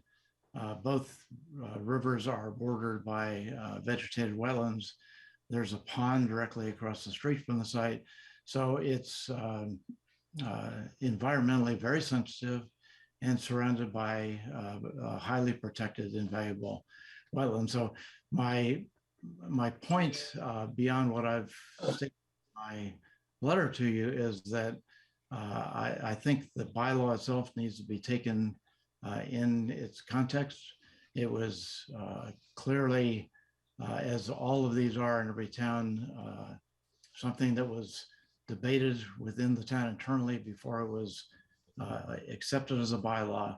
And I would urge you to ask the proponent to conduct a normal, thorough, and robust analysis of the impacts to the wetland resources if the bylaw itself is waived. And as, of course, as you know as a board, you're not under any obligation to waive this particular bylaw. So I would, again, emphasize that you happen to be sort of caretakers of one of the most admired wetland bylaws in the state. And I'll leave it on that basis with you. Thank you. Thank you very much, Mr. Garner. I appreciate the comments and the information. And if I may make some closing remarks. Yes, go right ahead. Thank you very much. As Mr. Gardner just said, it is within the board's discretion to look at the waivers for this project. And under 40B, the board need only grant waivers to the extent that they are necessary to make the project economically viable, and then only if the waivers do not present insurmountable public safety, health, environmental, or planning impacts that outweigh the need for housing. And you can see by the comments that we've addressed tonight, there are traffic and parking concerns that concern public safety. There are environmental concerns, and these concerns are brought about because of the density of this project. If there was a less dense project here, you wouldn't have the same kinds of traffic impacts with the number of vehicles leaving the driveway at peak hours. You wouldn't have the same kinds of pressure on the wetlands with the stormwater systems being so tight to the wetlands. The density of this project and the number of units involved is what is creating these public safety and environmental concerns. So we would ask that the board scrutinize the requested waivers carefully and only condition the project in such a way that it protects public safety, that it protects the environment, it protects your robust wetlands code, and consider asking the applicant to have an alternative of a smaller, less dense project that puts less pressure on these concerns. So thank you very much for listening to our consultants' analyses tonight. We'd be happy to answer any other questions or provide additional comments. I understand that the applicant wants to take the position that they're at the end of the process, but the board can consider information from a variety of sources. Not every peer review consultant catches every issue. And so we have brought new issues to your attention this evening and with our comment letters over the past month. And we would ask that you consider those and address those concerns. Thank you. Mr. Chairman, may I? Mr. Chairman? Yes. Again, I don't want to beat a dead horse here, but I feel it's necessary to respond a little bit. First of all, I'm not going to pretend to direct the board and lecture the board on what the law is and how you should apply law. And I'm not suggesting Ms. Pyle did that. She didn't. But I'm not going to do it. You have counsel. You have qualified counsel here. Counsel can explain to you what the law is and how you're to apply the law. One comment that I want to address is with respect to the wetlands. Early on in the process, it was suggested by the town folks, it may have been Ms. Danielson, that we supplement the information provided on the local wetlands bylaw. Mike Toohill, who's highly credentialed and works with Conoco, submitted a writing addressing the information that was requested. That information was reviewed by the town land use planner, environmental planner, I'm sorry. And there has been no objections raised with respect to that. This individual that we're speaking of, Ms. Carlino, reviews projects on a daily basis for the Easton Conservation Commission, reviews the local bylaw. That is her job. And we have nothing here that suggests that this waiver should not be granted. So as a general rule, this board has historically conditioned these comprehensive permits on final plans being submitted, final architecturals, final engineering, final landscape architectural plans, and those plans being approved by the town's peer review consultant. We would anticipate that if the board is willing, and we're fortunate enough to receive an approval, that such a condition would be included.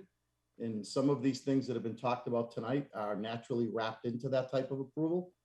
More than happy to accept that type of condition.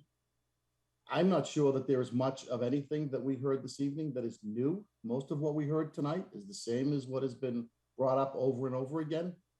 Again, it is our position that we've addressed all of these items.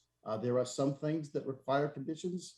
For example, groundwater discharge permit, order of conditions from the Conservation Commission, both Conservation Commissions. Those are certainly appropriate conditions and deal with some of these issues that have been raised through the appropriate jurisdiction. I think the input again of Mr. Howe's team, and again, I emphasize that Mr. Howe is not a direct abutter. He is not an abutter to an abutter. He is not entitled to notice under the statute. Yet he's here, and you've heard it repeatedly.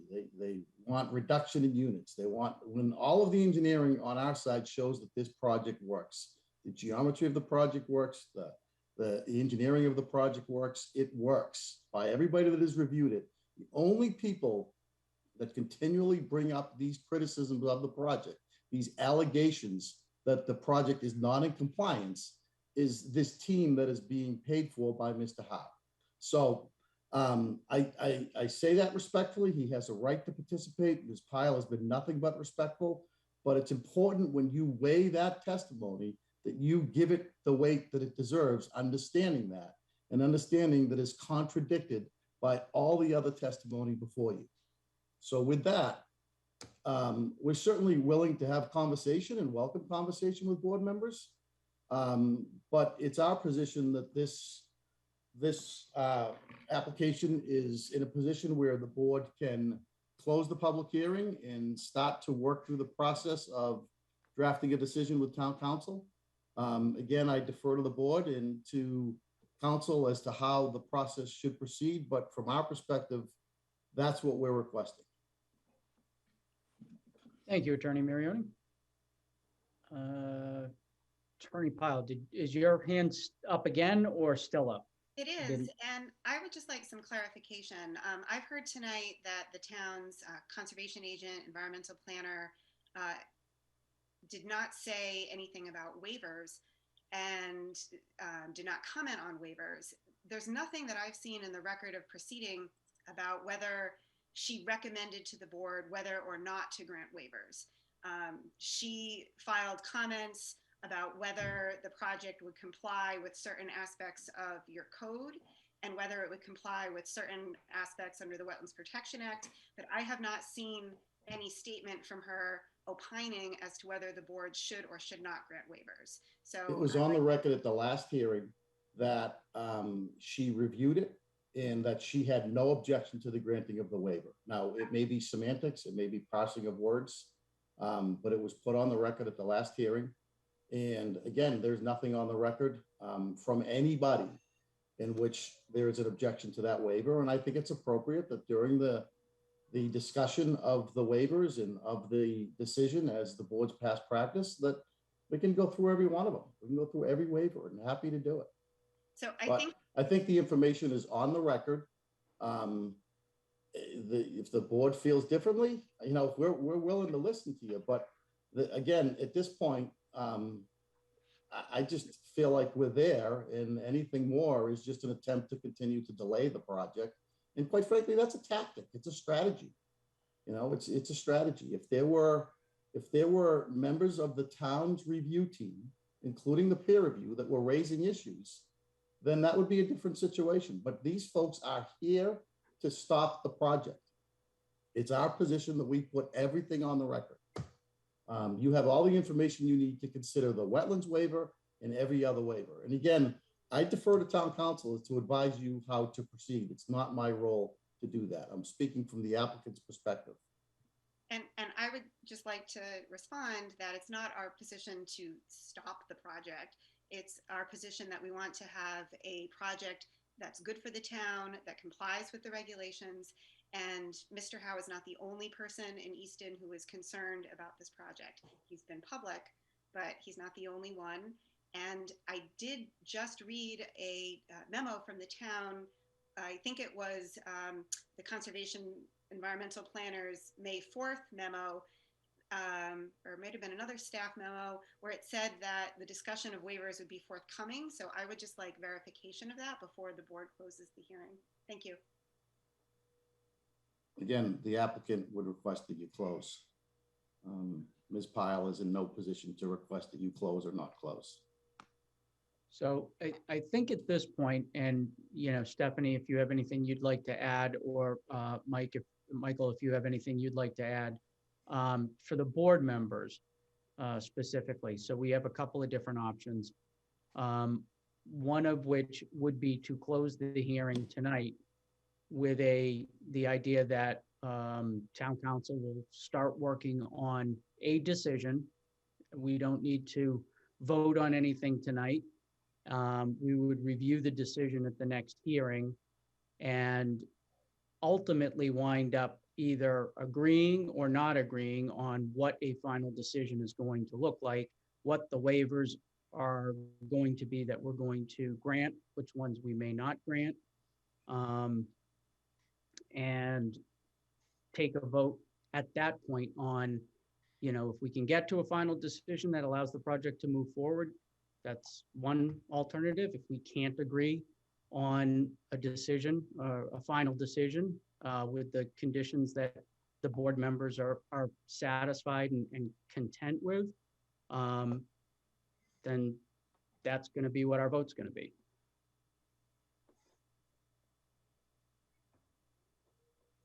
Anybody on the board have a comment, or go ahead, Michael? Well, I didn't mean to cut anybody off. Nope. There are two different ways, and I think it's just personal preference depending on the board members. Sometimes they keep the hearing open, and I'll present them with a draft decision with the standard conditions and the ones that we kind of saw arising during the course of the hearing. Or we can close, and we have another meeting, as the chair just mentioned, and we can review it only in deliberation, which is fine. Either way, we'll work on it. We'll start getting a decision together pretty quickly, and we'll have it to you quickly. Yeah, as you know, when you close, you're on the 40-day clock. So. Right. I mean, right now we have, I assume that there's no objection if we decide not to close this evening, Walter and Rick, that you'll grant a further extension, allowing the board to close sometime after the June hearing. Yeah, and if you close this evening and you schedule a meeting to discuss the decision, and we need to extend that way, we'll work with the board. Obviously, it takes 5 members of the board, council, and anyone else that you want to participate to get together to do these things. We want it done sooner rather than later, but we understand the difficulties of getting the time together. And if it takes a little longer, we agree with the board to extend that. That's fine. We understand that. Those things happen. Okay. Steve? Okay, so I have a generic question and then a comment. So the generic question is something that I asked last June, and I thought the answer was this. The peer review, as I understood it, told to me last summer, only addresses the proposal. It does not rewrite the proposal with new information. Is that a fair summary? I believe so. I mean, certain adjustments have been made over time based upon the peer review, but in and of itself, it does not. Yeah, the peer review doesn't go into new areas. It may make recommendations within the proposal. Is that right? I believe so. Michael, you just put your hand up. Peer review is basically a give and take. It's a process where, you know, you have your own consultants, your own engineers, and the applicant has their own consultants and engineers. In an ideal situation, they work everything out, they review the plans, the revisions, and then they reach a point where everybody's on the same page, which is the case here. My understanding is that the engineers on both sides have reached a point where they're happy with the project at the point where it is now. So ideally, you don't have people at loggerheads, which is the case here. Mr. Chair, could I weigh in on that? Absolutely, Stephanie. Okay, first off, I'm not quite sure I understand Steve's question. So the question somewhere in the discussion from one of Miss Attorney Pyle's team there was a question about what the peer review was doing and not doing, and I always understood it that they were the board's review of the proposal, but they didn't go into new areas. So in other words, they can make recommendations within the proposal, but they don't rewrite the proposal into areas not in it. So I'm going to answer that. I'm still kind of confused about what you're trying to say a little bit, but I'm going to try to answer it, and it picks up where Mike left off. I mean, I've been overseeing peer review for many, many, many years now. And the objective of peer review is exactly what Ms. Pyle said. It's to ensure that the project complies with the regulations for which you've hired the peer reviewer to do their review. So in the case of stormwater management, the peer reviewer is ensuring that the project complies with stormwater management. And as part of their review, they will make comments where they see the system not meeting the standards that have been established under the Massachusetts Stormwater Management regulations. And then generally, if an applicant wants their project reviewed, permitted, they will make modifications in response and to bring the project in compliance. And frequently there's several iterations of that before the peer reviewer can come to a conclusion that the project complies, again, with whatever standard, whether it's stormwater management or it's safe traffic flow and interaction, or if it's wetlands protection. Okay, I think the other thing I have, going back to what the chair was asking, is I'm not so sure I'm ready to close the hearing, I think is what you were trying to get some feedback on. So I'll just say that. Okay. Is there anything in specific that you feel you need addressed at the next hearing? Well, I think at the beginning, Rick mentioned that some things had to be improved or modified or something. I didn't write them down. What he was talking about, certain things had to be done on plans and other things. So, I just to address that, and I'm not saying that's that's not correct, but there are certain things and certain revisions that are going to be made to the plans even after we close that are going to, in theory, address certain aspects of the final project. And as Attorney Marioni had indicated, we can certainly condition any final decision on final approved plans being submitted and signed off on. If there's something substantive in there and you want to see those for the next hearing, you know, obviously we can go that route. We can leave the hearing open, still with the understanding that we want to be working on some decision in some process at the next hearing as well. Well, I think town council said that was one of the options that It he is. could, that he could do. So I'm in favor of that option, not closing, but having town council do what he and his office has to do as outlined. Okay. Walter? Yeah, just to be clear, the items that Rick was ticking off, for example, the bike rack area, are items that the thought was that we would agree to include in the decision as conditions, or to show on the final plan, plantings, show them on the final landscaping plan. Those are all items that we're agreeing to. So it's our thought to include those as conditions. That's Rick was just ticking off what those are. Okay. Michael? I guess I'm just going to repeat what Attorney Marioni said. Okay. Yeah, so Rick went through the comments raised by Stephanie, and I didn't hear him say no to anything. So they can be addressed through the decision where final plans have to be submitted, which is standard language. Every decision has that condition or those conditions. So you don't see a lot of no's here tonight. And, often projects, there are issues that nobody will agree on, but it doesn't seem like there are any in this project. Okay. Thank you. Tim?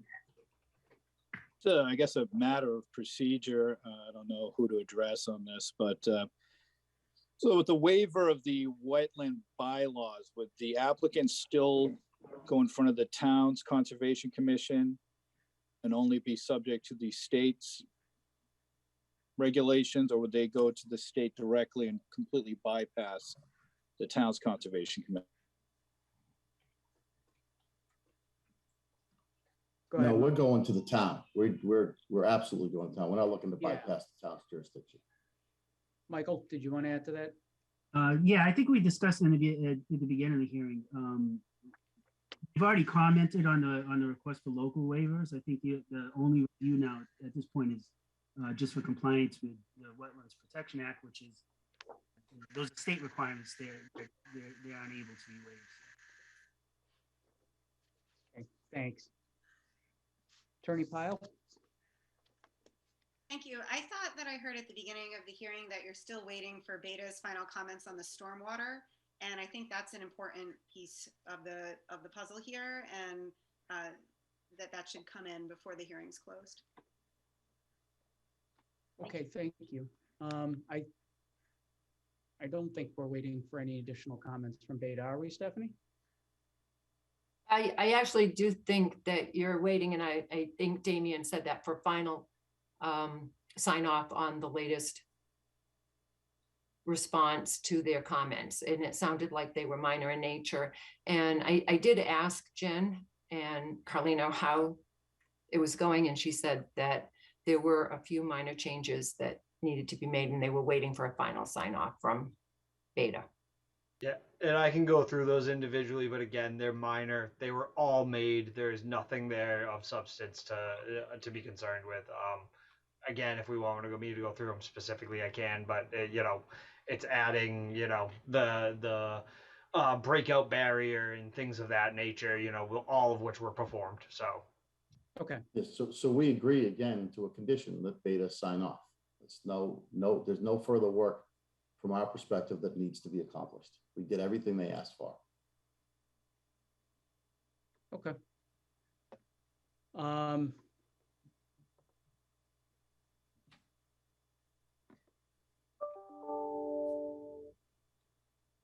We lost Tim.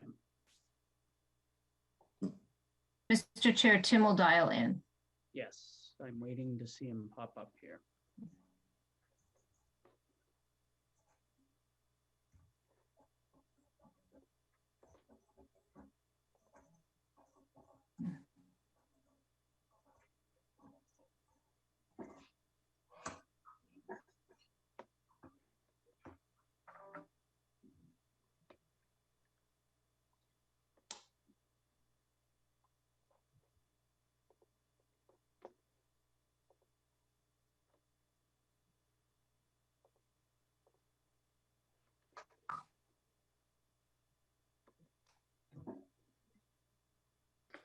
All right, Tim, you back? I'm alive, yes. Wow, Excellent. that just fried my thing. Yeah, that's what, did anybody answer? I No, didn't hear anything. no. Okay, yeah, that was my question, basically. Okay. Mr. Garner, you had a question? I do, yes, thank you. And I'll keep my comments very brief. One, I would strongly suggest that Scott Horsley's comments about the mounding be forwarded to Beta. This is new information. It's valid, and it's very likely that the system as designed will not function because of the mounding. It will affect the system itself. So that therefore the capacity of the system as designed, if Scott is correct, and I've reviewed Scott's analysis and agree with him, will mean that the system will fail. So at the very least, Beta needs to look at this new information and vet it and agree or disagree with it. Okay. Secondly, and last, I'd like to comment that once the board, if it does, waives the wetland bylaw, that's it. The Conservation Commission does not get a second bite of it. The Conservation Commission can only review the plan from the State Wetland Protection Act point of view, and it loses its jurisdiction, and basically the bylaw that the town itself implements for projects is gone forever. So thank you. Thank you.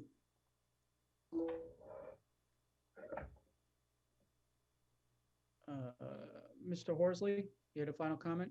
Yes, I do. Since Pat Garner just mentioned reaching out to Beta, I guess I would just emphasize my suggestion, simply ask them if I'm correct that the DEP standards require 2 test pits for infiltration. I'm either correct or I'm not correct. That's a very clear answer. I think I'm correct, but I would ask them if they agree with that or disagree with that. If they agree with me, this plan is deficient, and again, in an area that I think we all agree the site is challenged by high water table. The applicant has been through at least 2 revisions based upon high water levels. This is something we've been talking about for a long time, and again, I think we're all on the same page there. I don't think anybody's saying water is not an issue, and we haven't had those issues. So let's ask Beta that. Is Horsley right or not? 2 test pits minimum, each infiltration area. I'm either right or wrong. Thank you. Okay, thank you.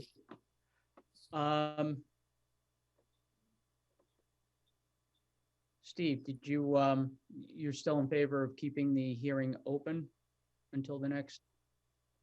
I am. I'm only one of 4 people voting, so I Yep. mean. Understood. Anybody else? Ed, John, Tim, anybody else have any preference one way or the other? Well, my only point of concern is the environmental. I think everything else, going through the site, it was a concrete forming business, so it's not like they're chopping down a bunch of virgin forest to build their apartments. So I think they're very close for meeting even the town's guidelines. That would be my only concern. So I'm fine if people want to leave it open, if they want to close it. Everything else, I think they've done a lot of work back and forth, complying with everything. Our own parking guidelines were accidentally left a different number in the book. So I think they've answered pretty much everything. So I could go either way. Okay. John, Ed, either of you have a preference? Don't have a preference. Either we close and work towards seeing if we can come up with a final decision at the June hearing, or we leave it open and essentially do the same thing, but it would allow for additional information to be submitted between now and then. So in other words, even if we close the hearing, we can still work on what the final decision is going to look like. Correct. And we may or may not all agree on it, and we may or may not all vote in favor of it in its final form anyway. We still have to go through the waivers. We have to consider each one. We have to decide whether or not we want to grant it, not grant it. There's a lot more opportunity to go through it. It's really just comes down to, if we leave it open, we can hear from Beta, we can get any additional comments. If you guys want to get that, or if you're comfortable with the applicant's position that they'll agree to pretty much whatever conditions we want to add to the decision reasonably, we can close and go that route. Well, if we close it, does that foreclose the applicant from making or responding to certain aspects of the proposed decision? Yes, to the extent that if we impose it as a condition, he's going to have to comply with it. So if we leave the hearing open, we can discuss it and there can be some more back and forth. He can submit responses to us if he wants. Okay, and it sounds like the applicant isn't interested in, or that's not the preferred option for the applicant. Go ahead, Walter. Mr. Chairman, and I'll let, again, Mr. Kennefick respond to this and clarify, but past practice of the board is that when you close, that council drafts a decision as he described, and perhaps in between the meeting, council will share it with the applicant review it, talk to council about it. But at the next hearing, there'll be a review between the board, council and the applicant, which the decision and the conditions are discussed. The difference is that the applicant is not in a position at that point to introduce new testimony. We're not looking to introduce new testimony. It's our position that we've introduced all of the testimony. The testimony is on the record. I think I would ask Mr. Kennefick to clarify that, but it's my understanding, to Mr. Curran's direct question, that we will participate in the discussion of the decision. We just cannot introduce new testimony. It's a discussion between the board's consultants, if they see fit, of course, Stephanie Danielson, and the applicant. Understood. Michael? I really don't think it matters. I mean, you can go either route because we're going to have a decision for you next time we get together. Even if it's closed, there wouldn't be any participation from the applicant, but they will be involved in the drafting process. I'll have them take a look at it.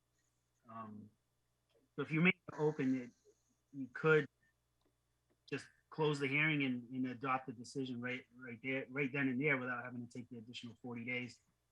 If you do close, same thing. Next time we get together, I'm going to have a decision and you're going to review it and you're going to add some comments and then we'll finalize it. And that's if the board obviously votes to approve, but it's almost, half a dozen of, I'll have everything for you in 3 weeks, or whatever, 2 weeks. Okay. Thanks, Michael. Attorney Pyle?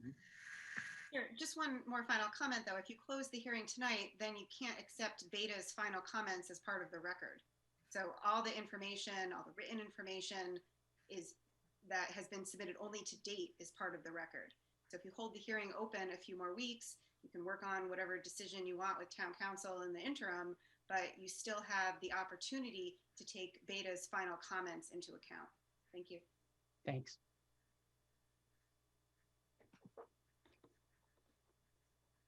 In light of, unless anybody has anything else to add, and I don't see any hands raised, does anybody on the board either want to make a motion to continue or a motion to close? I'll make a motion to keep the hearing open and continue it. Seconded. Okay, Suzanne, when is our next hearing date? Whoops. The date is June 14th. Okay. Just for planning purposes, I would like to keep, it will remain open. The hearing will remain open until June 14th. I'd like to focus on anything new that is submitted by Beta between now and then, and work on the decision to the extent that we come to a decision that the board is comfortable with. And would like to try and keep the hearing streamlined as much as we can that evening. I believe, Suzanne, you said we have 2 other applications already on the docket for that night? That's correct. Okay. So Steve, can you amend your motion to continue? 6:45, yeah. 6:40. All right. Well, it just Six- makes it third, that's all. It doesn't matter. Yes, 6:40, yes, 6:40, okay. on June 14th, yes. Tim, you second that still? Oh, okay, second that amended motion, sorry. Okay. All those in favor? Tim, Yes. Stephen, Yes, John, Yes. Ed, you're on mute. Ed, you're muted. Nod. Okay. And I'll vote to continue to 6:40 Yes. on June 14th. Thank you, Ed. On 6:14 as well. And just to clarify, we will be on Zoom again for June. We did not have opportunity to discuss yet whether or not we're going into in person. So for my purposes, I think it makes sense to stay online until we have that consensus among the board and opportunity to make sure we have a room available on the night we need it, given the construction at Town Hall. So thank you very much, everybody. I appreciate it. We will see you all on the 14th. Thank you, everybody. Thank you. Thank you. Much appreciated. Good night. Good night. Good night. Mr. Chair, Yes. we didn't approve the minutes. Yeah, we haven't finished yet. I Okay, was good. just, I was gonna tell the board members they're not to go anywhere yet. Good. So we have, while we're at it, why don't we talk briefly about whether or not we want to be back in person? I know everybody kind of offered their comments by email for the most part. Steve, do you have any? the town is, I think Ryan's comments were, the town's telling us to stay on Zoom. They're making it difficult to get rooms. This is a board that has to plan 2 or 3 meetings in advance. As a rule, if applicants come in, they have to know, Suzanne has to know when to advertise, and they're saying, oh, you can only get 1 meeting at a time. If we're in person, I wear masks. So for me, I say what I said before, stay for Zoom temporarily, but it's always the chair's call as to how to do the meeting. So I give my opinion, but I defer to the chair at any time to switch. Yep. Okay. And I want to respect everybody's wishes. Personally, I prefer in person, always have. I've got Zoom fatigue at this point, to be perfectly honest with you. But that being said, I think from a practicality perspective, it's more practical right now, particularly with this comprehensive permit wrapping up, that we kind of stay with this format at least through June, and we'll see about July. It may be that we don't have a choice come July. So my understanding is the state's reevaluating as of then. So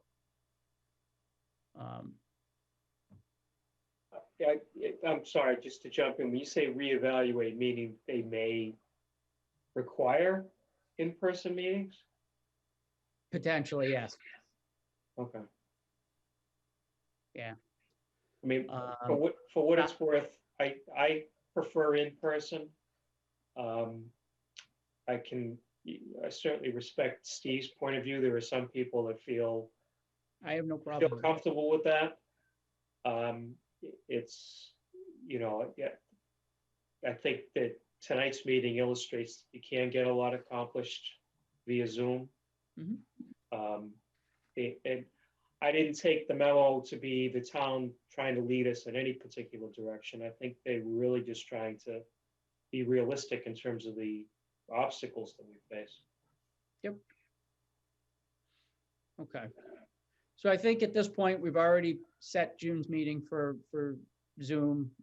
We can table this and see how things progress between now and then. And, you know, we may not, like I said, we may not have a choice for July, one way or the other. And we'll just see how it plays out. And we'll try and do it, you know, at the June meeting. We probably will continue, if we are permitted to, in July on Zoom, and consider August and try and do it from 2 months out, because I think from a planning perspective, it's difficult to change everybody's mind or direction at the meeting. Agreed. Okay. I agree. Sounds good. Anybody want to make a motion to approve the meeting minutes from the April 12th meeting? I'll move to approve the minutes from the April 12 meeting. Seconded. Motion made by Mr. Curran, seconded by Mr. Watson. All those in favor? Ed? Aye. John? Aye. Tim? Yes. Steve? Yep. And I vote as well. Anybody have anything they want to add other than a Motion to adjourn. Steve? Motion to adjourn. Motion made by Mr. Merlin, seconded by everyone. I'll Everyone. second it. All right. Thank you. Mr. Curran, all those in favor? Ed? Yes. John? Yes. Tim? Yes. Steve? And I vote to adjourn as well. Stephanie, thank you very much for your assistance tonight. Appreciate it. Thank Thank you, you. Stephanie. Good night, everybody. All right. night. Take care, folks. Good night, Thank you, everyone. Thank you, everybody. Take care. Good night. Thank you. Record.